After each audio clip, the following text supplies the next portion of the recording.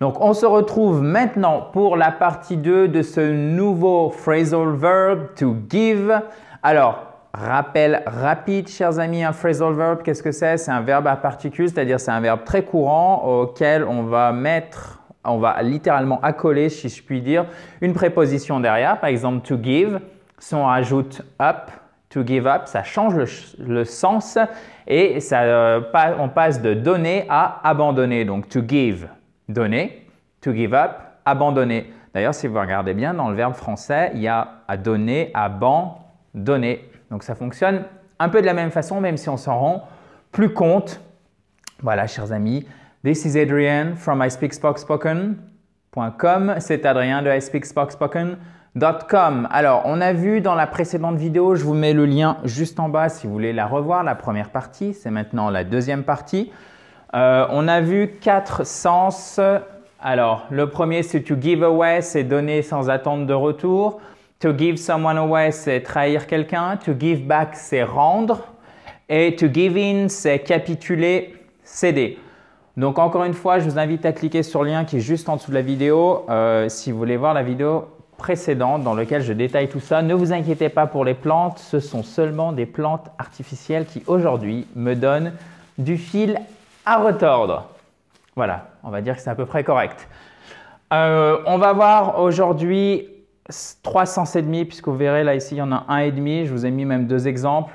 Donc on va continuer à enrichir votre vocabulaire parce qu'encore une fois, ça c'est vraiment des choses essentielles que vous devez connaître si vous voulez maîtriser l'anglais de manière générale et surtout si vous voulez le parler. Parce que ça, c'est particulièrement des choses que vous allez utiliser à l'écrit, bien évidemment, mais aussi à l'oral. Là-dessus, il n'y a pas trop de distinction. Avant de commencer, sachez que j'organise 2 formations gratuites qui auront lieu donc ce jeudi, qui est le 11 janvier, si je ne m'abuse. Ouais, le 11 janvier, c'est ça, à 20 h de Paris. Et ce dimanche, donc c'est la même formation à chaque fois. Hein, inscrivez-vous à une seule session si ça vous intéresse.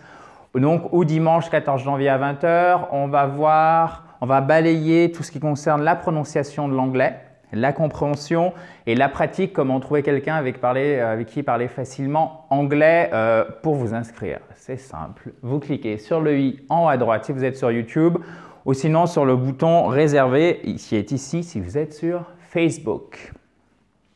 Alors, rentrons, chers amis, dans le vif du sujet, si je puis dire. To give off, et encore une fois, regardez, off avec 2 F, ça se prononce comme ça, d'accord?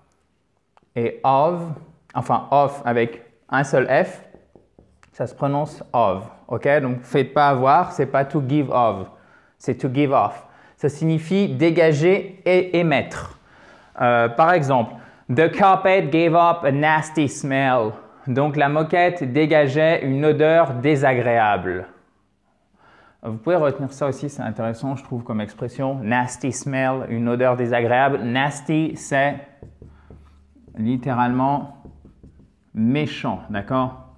You nasty boy. Tu es un garçon méchant. Donc, to give off, émettre, dégager, d'accord?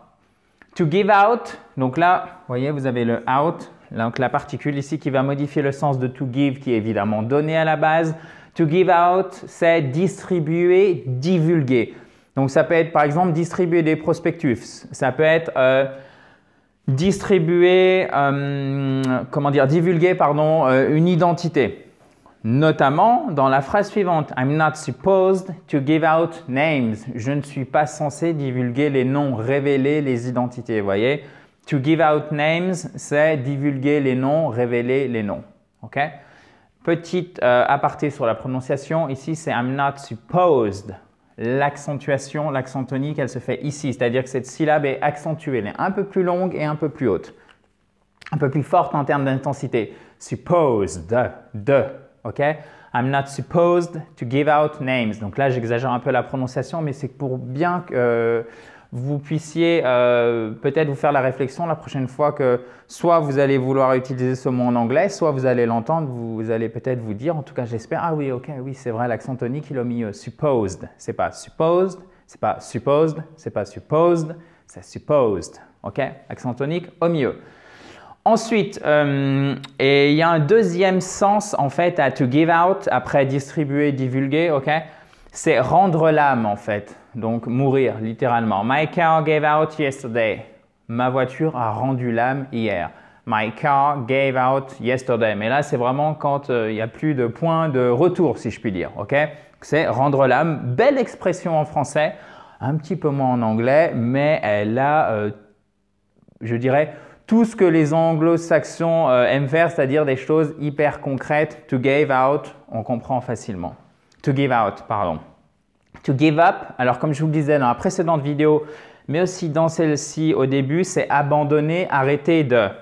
Et c'est synonyme de to give in qu'on a vu dans la vidéo précédente. Ok, voilà. To give in, c'est céder. Céder, abandonner.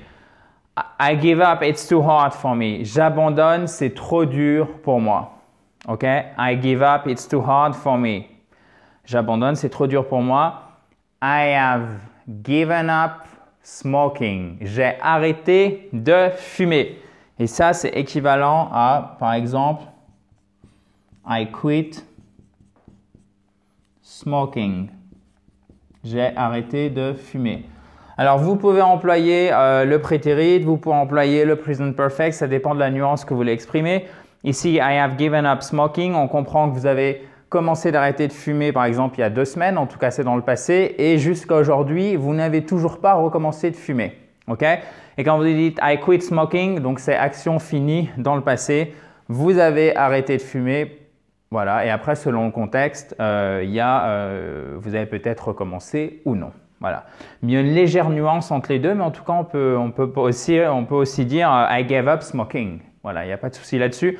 Simplement ici, qu'en utilisant le present perfect, vous exprimez bien le fait que ça se prolonge jusqu'à aujourd'hui. Donc, profitez-en pour retenir cet exemple, to give up, abandonner. Voilà, donc vous l'avez vu, chers amis, rien de compliqué.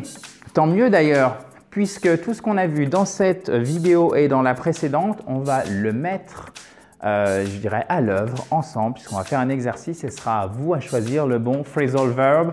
Toujours tous les phrasal verbs qui tournent autour du verbe de base to give. On voit ça dans la prochaine vidéo, un exercice pratique 100% concret. Vous le savez, si vous avez la moindre remarque, le moindre commentaire, vous pouvez mettre ça juste en dessous. Et si vous voulez participer à la formation gratuite que j'organise jeudi prochain, le 11 janvier et le 14 janvier, donc ça c'est dimanche, à 20 h, heure de Paris, formation qui s'intitule « Le plan précis pour parler anglais dans les semaines qui viennent ». Rien de plus simple, vous cliquez sur le i qui est en haut à droite. Si vous êtes sur YouTube et si vous êtes sur Facebook, vous cliquez sur le bouton qui doit être à peu près là, où c'est marqué « Réservé ». Thank you very much, guys. Talk to you soon. Bye bye.